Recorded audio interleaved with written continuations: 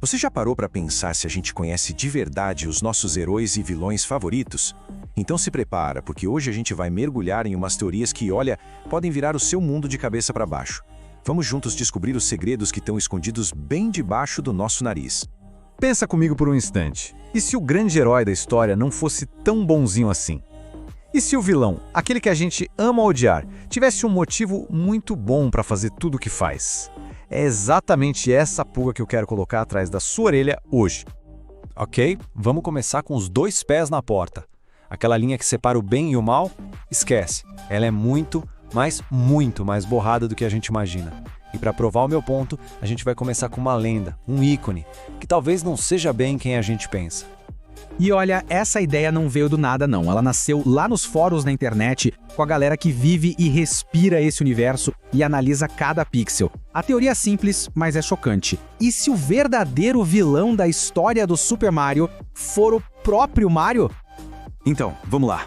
De um lado a gente tem o Mario que todo mundo conhece, o herói que resgata a princesa e salva o reino do cogumelo. Mas, do outro lado, a teoria mostra um cara bem mais sombrio. Um homem que na verdade quer poder, que esmaga os cidadãos do reino que foram transformados em blocos e que, segundo a teoria, amaldiçoou o rival para poder ficar com a princesa e o trono. E a história fica mais maluca ainda quando a gente olha pro outro lado. Agora, a gente vai virar o jogo completamente. E se aquele monstrão que a gente aprendeu a derrotar fosse na verdade a maior vítima da história? E se a jornada do Bowser for, no fundo, uma grande tragédia de amor? Então imagina só essa cena. Um jovem charmoso que a teoria apelidou de George está prestes a se casar com a princesa Peach. Mas no dia do casamento, um rival invejoso, o Mario, invade tudo e lança uma maldição, transformando George naquela besta horrível. Imagina o pavor da Peach ao ver aquilo, fugindo sem nem saber que era o amor da vida dela. De coração partido, George foge, adota o nome de Bowser e descobre que a única cura é a magia da princesa. Cada sequestro, então, não seria maldade, seria desespero. Uma tentativa de fazê-la lembrar e quebrar a maldição. Isso muda tudo, né? De repente, cada castelo, cada wahoo do Mario ganha um peso completamente diferente. Será que por trás daquele monstro que cospe fogo, só existe um cara tentando desesperadamente ter a sua vida e o seu amor de volta? Tá, eu sei, pode parecer só uma viagem de fã, coisa da internet.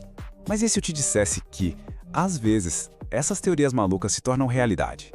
Agora a gente vai sair um pouco da especulação e entrar em fatos que foram 100% confirmados. Exato.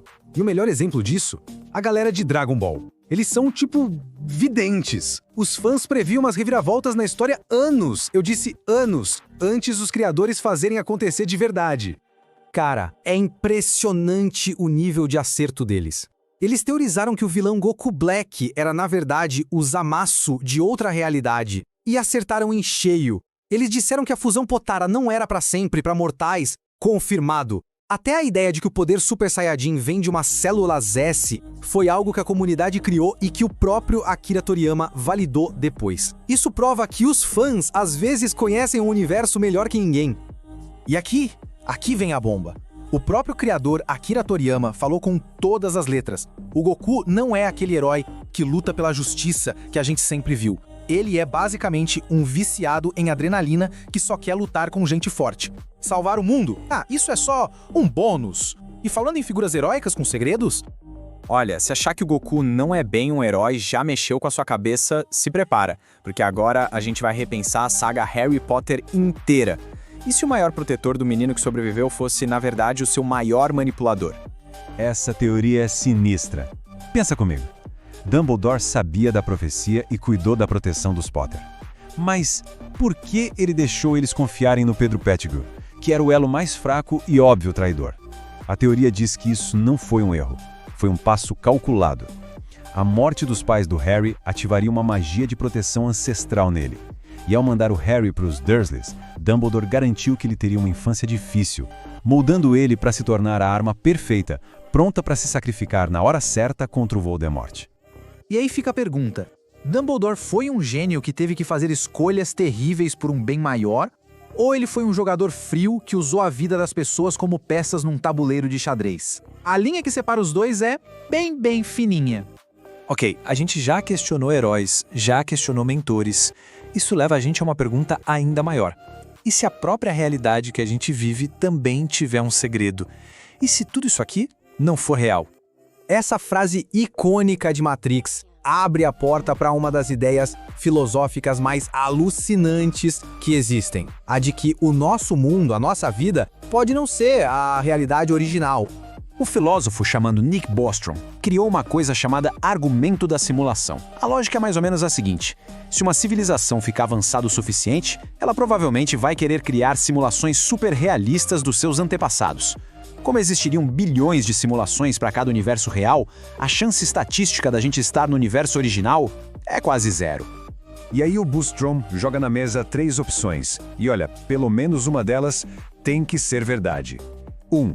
A humanidade vai ser extinta antes de ter essa tecnologia. 2. Civilizações super avançadas simplesmente não estão nem aí para criar simulações. Ou a opção 3.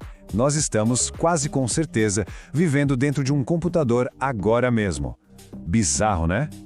Então, do reino do cogumelo a Hogwarts, e até questionando a nossa própria existência, essas teorias fazem muito mais do que só divertir a gente. Elas são um convite pra gente olhar além, pra nunca aceitar a primeira resposta.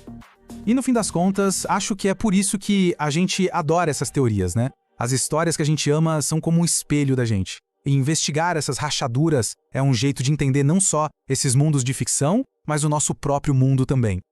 E a melhor parte é que essa jornada nunca acaba. Sempre tem uma nova teoria para descobrir, um novo segredo para desvendar. Essa toca do coelho não tem fundo. E aí, curtiu essa viagem? Para quem tem vontade de aprender a criar conteúdos assim, sem nem precisar aparecer, tem um link especial no primeiro comentário fixado aqui embaixo. E claro, não deixa de explorar os outros vídeos do canal, que tá cheio de curiosidades e teorias para explodir a cabeça. Mas antes de ir, me conta aqui nos comentários, qual dessas teorias te deixou mais de queixo caído?